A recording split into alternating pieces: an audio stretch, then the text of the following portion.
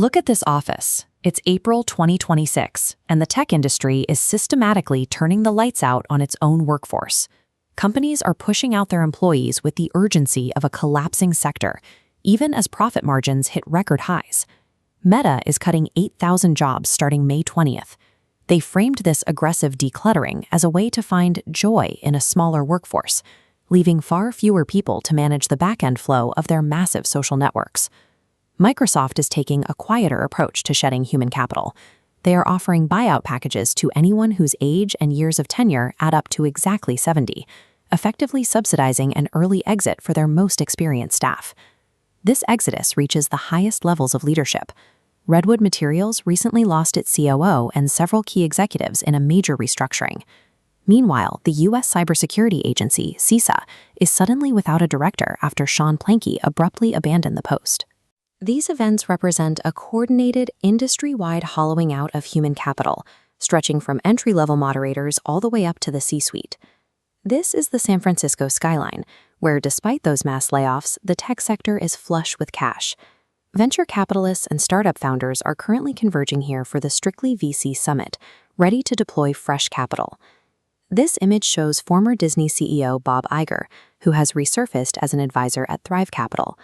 Legacy power brokers are returning to the venture capital scene, bringing highly aggressive investment strategies with them.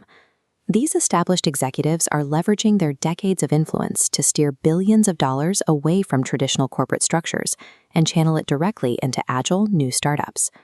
Record-breaking capital is aggressively re-entering the tech ecosystem right now.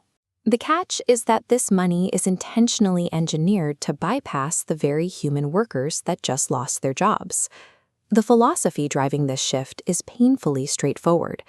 Tech leaders are beginning to openly view human employees as slow and inefficient liabilities, or, as the tech company Artisan recently framed it, clumsy llamas that only slow down the climb.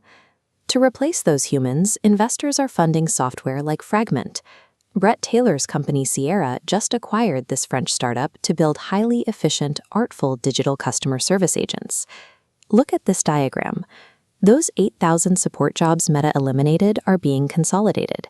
A massive network of human troubleshooting is replaced by a single, glowing point of AI. GPT 5.5 turbocharges this transition. This single digital tool instantly absorbs the workload of multiple human departments. The automation goes beyond corporate labor. An AI tool called NoScroll acts as a personal curator, sifting through the toxicity of the internet to serve up only the content you want to see, actively outsourcing your own attention. This new era of software has evolved past simple utility. The modern architecture aims for the total, autonomous replacement of human labor. This frictionless automation is migrating from corporate servers directly to the human body. The startup era recently secured $11 million specifically to develop software for a new wave of AI-integrated wearables. Look at this pendant.